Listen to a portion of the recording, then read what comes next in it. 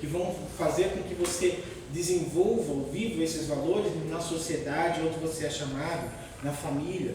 O coração bom, a mente esclarecida, o trabalho honesto, a honradez, tudo isso são instrumentos que burilam o nosso espírito, fazendo com que nós retornemos ao mundo espiritual melhor. Mas nós não somos melhores só lá no plano espiritual, não.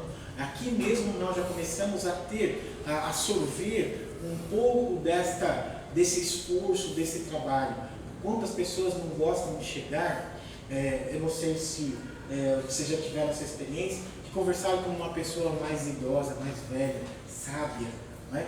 Você fica embevecido de ouvir as pessoas, eles falarem das experiências que tiveram, do processo de compreensão da vida. Você olha assim, você não sabe o que fala, você não quer sair de perto, bebendo naquela fonte viva de um conhecimento maior, e a energia que te passa, não é? Aquela energia gostosa que te envolve, de modo que quando você termina a conversa, a pessoa olha, você olha para você, já terminou? Já. E você olha para o relógio, passou-se 3, 4 horas e você nem viu. Porque aquela pessoa ela é algo vivo, né? É uma energia viva. São palavras que você bebe e você fica ali saciado com o que ela está te passando. Porque ela ganhou, ela adquiriu sabedoria vivendo. É aqui que a gente adquire sabedoria. Retornando para o mundo espiritual em condições melhores do que aqui chegamos. Então, se há um purgatório, também é um local de aquisições. E o momento que nós estamos vivendo, ele é essencial, porque é um momento de mudança. Então agora é o momento de nós sermos positivos, de buscarmos a alegria, de buscarmos essa essência, exemplificarmos para outros irmãos nossos, que esse momento, apesar de difícil, é um momento de melhor, de mudança, né? E essa mudança, lá na frente, vai trazer para nós benefícios. É pois na encarnação, nas encarnações sucessivas, que a alma se liberta pouco e pouco de suas imperfeições, que ela se purga, numa palavra, até que se torne bastante pura para merecer e libertar-se dos mundos de expiação e ir para mundos mais felizes, deixando esses mais tarde para gozar da felicidade suprema. Nós estamos em evolução. Na casa do meu pai há muitas moradas. Estamos dentro de uma delas, que é a expiação e prova. Vamos passar por um plano de regeneração. Depois, mais evoluídos, vamos passar por um mundo feliz. Do mundo feliz, nós vamos para as hostes de felicidade, sem ter necessidade mais de reencarnar, porque nós haveremos ter atingido já a perfeição relativa. Então, é nas encarnações que nós vamos conseguindo aí aprender e burilar o nosso espírito. Doutrina das penas eternas. Quanto mais próximo do estado primitivo, mais materializados são os homens. O senso moral é o que se desenvolve mais tardiamente. Por isso mesmo, só podem fazer uma ideia muito imperfeita de Deus e dos seus atributos e igualmente vaga da vida futura.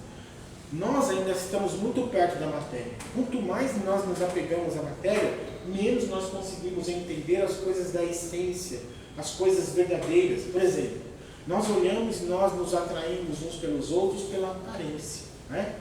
A atração entre homem e mulher é pela aparência, pelo que nós observamos e classificamos como bonito, como belo, né? E aí, incutimos na nossa mente que essa ideia do físico, essa ideia da aparência física é a mais importante.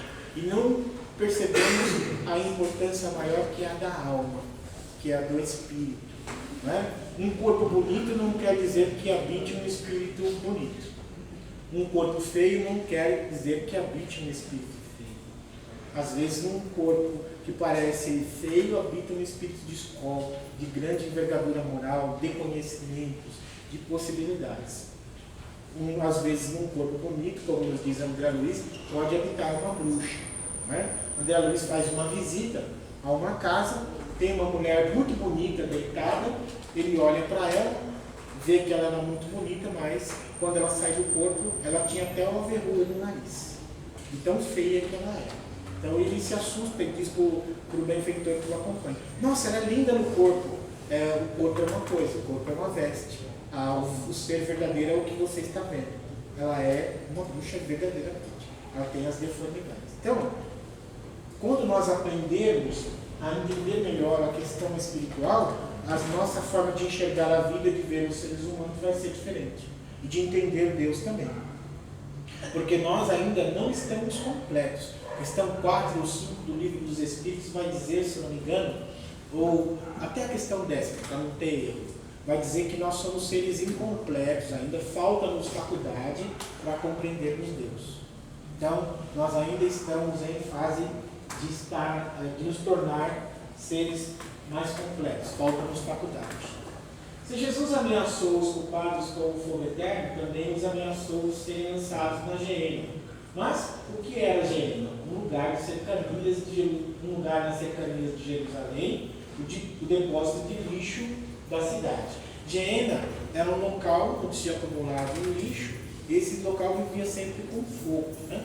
Então Jesus faz comparações nas suas parábolas. Esse fogo que Jesus nos diz é o fogo consciencial. É a nossa alma que queima por dentro. A nossa consciência quando nós fazemos alguma coisa errada. As penas futuras segundo o Espiritismo. Desculpar-se dos defeitos com a fraqueza da carne é, pois, lançar mão de um sofisma para escapar à responsabilidade. A carne é fraca quando o espírito é fraco. Porque inverte a questão e deixa o espírito a responsabilidade de todos os atos. Não é a carne que é fraca, é o espírito. Por isso que nós vamos aprender na doutrina espírita a cultivar o nosso espírito, a estudarmos, a lermos, a criarmos conceitos, a fazermos reformulações no nosso íntimo, entendermos os nossos defeitos e vícios, para que a gente deixe de colocar a culpa nos outros. Né? Nós, infelizmente, quando nós erramos, a culpa foi do meu pai, que não me educou direito. Né? A culpa foi do outro que falou comigo e não falou direito. A culpa e nunca é nossa. Na verdade, tudo que a gente enxerga de ruim no outro é porque está em nós. Se eu enxergo alguém e acho que aquela pessoa ela é chata, eu preciso ver se a chatice não está em mim, se eu também não sou chato. Porque eu só identifico nos outros a chatice que eu carrego comigo. Daí começa então, isso está na própria psicologia. Então precisamos ter esse cuidado com a gente. A justiça de Deus sendo infinita, todo o mal e todo o bem são rigorosamente levados em conta. Se não há uma única ação má, um só pensamento que não tenha consequências fatais, também não há uma única ação boa, um só movimento da alma, uma palavra, mais ligeiro e leve do que fique perdido. E isso mesmo entre os mais perversos, porque representam um começo do progresso. Dizem que se você vê uma formiga passando na rua, ou em algum lugar, e você, para não matá-las, você salta o processo, aquela linha que elas fazem, você já está em franca modificação interna. Né? Muitas vezes a gente vai lá e pisa mesmo. Né? As pessoas vão lá e pisam. Indica que ela tem resistências dentro dela, com dificuldades de entender a própria vida. Né? Naturalmente, o que eu estou fazendo é uma alegoria. Mas nós vemos que pessoas, seres humanos criados por Deus, foram criados para o bem. Dia menos dia, essa bondade, esse bem vai vir à tona. Por mais que a pessoa tenha um comportamento mau. Anjos. Todos nós seremos anjos. Todos nós seremos anjos. A palavra anjo é uma colocação de espírito perfeito, espírito puro. Né? Espírito puro, como é que está colocado na escala espírita. Todos nós seremos. A ideia dos anjos que nos foi passada pelas religiões seriam seres à parte na criação. Seriam seres que foram criados já no grau de perfeição. Aí Deus não teria para nós a ideia de justiça. Porque se nós fomos criados por Deus, todos nós teremos que ter o mesmo início e o mesmo fim. É assim que funciona. Temos o mesmo início, simples e ignorantes, e chegaremos ao mesmo fim como espíritos puros, ou espíritos que adquiriram aí a perfeição relativa. Não houve, pois, necessidade da criação de seres privilegiados, isentos de encargos. Todos, antigos ou novos, conquistaram sua elevação através de lutas próprias, pelos próprios méritos. Todos nós vamos adquirir por mérito. Sem trabalho, meus irmãos, nada feito. Não adianta ficar orando, pedindo que caia do céu isso, outro. Não, Deus nos deu a inteligência, capacidade, talentos que precisam ser por nós aí utilizados. Demônio também existe. Demônio na acepção da palavra não existe. Por que Deus queria seres voltados ao mal? Para sofrer? Seres em sofrimentos? Seres que seriam tristes por natureza, porque demônio na acepção da palavra seria um ser muito triste e inferior. E também seria ilógico nós raciocinarmos hoje que teria alguém em condição de debater-se com Deus, debater-se com Jesus. Deus é criador de todas as coisas. Não existe ninguém em condição de bater-se com Deus ali de frente. Nós nos transformamos em demônios muitas vezes. Como assim nós podemos nos transformar em demônios? Por exemplo, nós desenvolvemos uma ciência atômica. E essa ciência atômica tinha como finalidade a melhoria da energia do mundo. Ela tinha um fim útil no seu início. Depois nós transformamos essa energia atômica em o quê? Numa bomba. E acabamos com Hiroshima e Nagasaki. Isso é demônio. Isso é ser demônio. Demônio é o que nós fazemos com a capacidade que Deus nos deu de utilização da nossa inteligência. Intervenção dos demônios nas manifestações. Aqui Kardec, nesse capítulo, ele vai falar dos espíritos. Os espíritos interferem no nosso desenvolvimento. Quando nós estamos maduros, os espíritos se aproximam e nos ajudam a desenvolver as nossas ciências, as nossas tecnologias, intuindo-nos campos novos. Mas isso só acontece quando nós estamos mais maduros, quando nós estamos melhores em conhecimento.